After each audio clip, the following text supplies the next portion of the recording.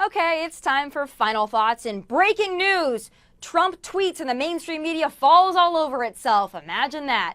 Well, it all started when 3 UCLA basketball players decided to steal designer sunglasses from a Louis Vuitton store while their team was in China. Now, that's just pathetic on its own, but instead of rotting in a Chinese prison, they're back in cushy California. How? Donald Trump is how. But the basketball equivalent of a Kardashian/Father of the Year, LaVar Ball, didn't see it that way. See, LaVar Ball doesn't seem to think Donald Trump was much of a help, and LaVar Ball also doesn't think shoplifting is a big deal. Well, Mr. Ball, maybe not in cushy California, but in China, it is. I guess LaVar Ball is not familiar with the case of Otto Warmbier, an American student in North Korea who was tortured and later died after being detained on charges that he tried to steal a poster from his hotel.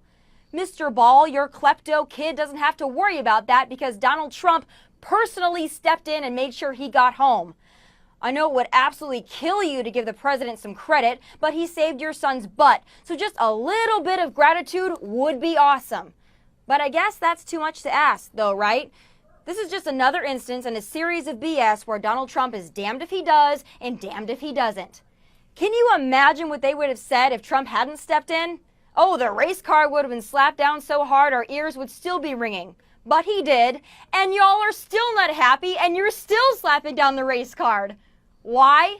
Because Trump sent off another mean tweet.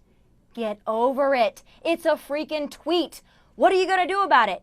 Scream at the sky again? Make a sign and stand outside of Trump Tower during traditional working hours again? Wear a dumb hat and resist again? Go for it. His tweets offend you. We get it. It's not presidential. We get it. Well, here's the cold, hard truth. We had a presidential president for 8 years and it got us nowhere.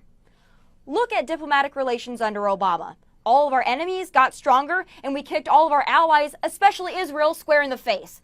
That was President Obama being presidential. That's what 8 years of bowing to the world and apologizing for America looks like.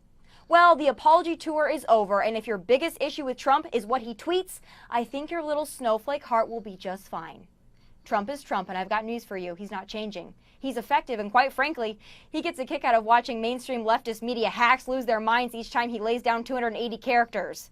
If the American people wanted a limp noodle in office, we would have voted for low-energy Jeb or full-blown Democrat John Kasich. Yet here we are. If Trump didn't tweet, half of you journalists would have to research real stories. So thank your lucky stars, you just get to sit back and scroll through Twitter and wait to be offended. Those are my final thoughts from LA. God bless and take care.